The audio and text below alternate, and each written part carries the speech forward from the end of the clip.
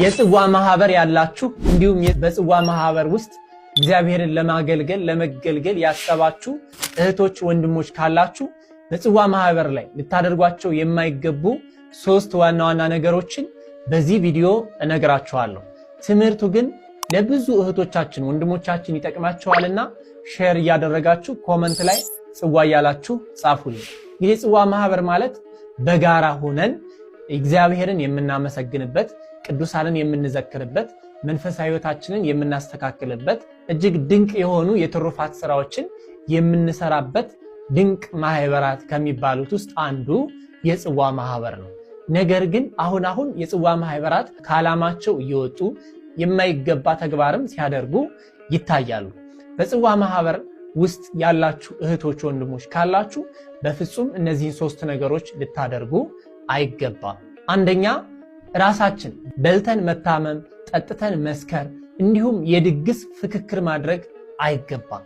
የተቸገሩትን መርዳት፣ ያጡትን መደገፍ፣ ለተጠሙ ለተራቡ ማብላት ማጠጣት ይገባል እንጂ ራሳችን ደግሰን በልተን ጠጥተን የምንታመም የምንሰክር መሆን በፍጹም አይገባም። ሁለተኛ፣ በጽዋ ማህበር ላይ የዘከርነውን የቅዱሱን የጻድቁ ገድሉን ድርሳኑን ማንበብ፣ ስለዛ ቅዱስ ታሪክን መነጋገር፣ ተጋድሎውን ማየት፣ ለመንፈሳዊ ህይወታችን የሚጠቅሙ የሚያበረቱ የሚረዱ የሚደግፉ ነገሮችን መማማር መነጋገር ይገባል እንጂ በጽዋ ማህበር ስም ተሰብስቦ የማይጠቅም ወሬ አሉባልታ ሐሜት ማድረግ በፍጹም የተከለከለ ነው። ሶስተኛ፣ ስንጀምርም ስንጨርስም ጸሎት ማድረግ እንዲሁም ዝክር በመናደርግበት ጊዜ በቤተ ክርስቲያን ውስጥ ቅዳሴ ካለ ንግስ ካለ ቅዳሴውን አስቀድሰን ንግሱንም አንግሰን ዘምረን የቤተ ክርስቲያን ስርዓት ሲያልቅ መገናኘት እንዲሁም ዝክሩ መዘከር ይገባናል እንጂ ቤተ ክርስቲያን ላይ ንግስ እያለ ቅዳሴ እያለ ያንን ትቶ በቤት ውስጥ ዝክር መዘከር መሰባሰብ መቀመጥም ማድረግም መልካም ያልሆነ ነገር ነው። ስለዚህ የጽዋ ማህበር ካላችሁ ልታደርጓቸው የሚገቡትን ነገሮች ልንገራችሁ።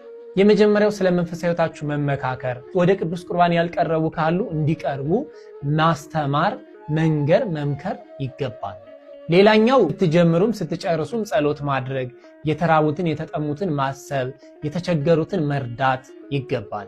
ሶስተኛው በማህበሩ አባላት ውስጥ የታመሙ በሐዘን ላይ ያሉ ካሉ እነሱን መጠየቅ፣ ማጽናናት፣ መርዳት፣ መደገፍ ይገባናል።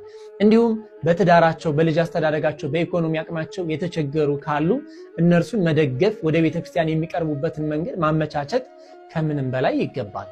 ዝክር ዘክረን ስሙን ጠርተን ሰማያዊ ሀብትን እንድንወርስ በቸርነቱ ይርዳን። አሜን።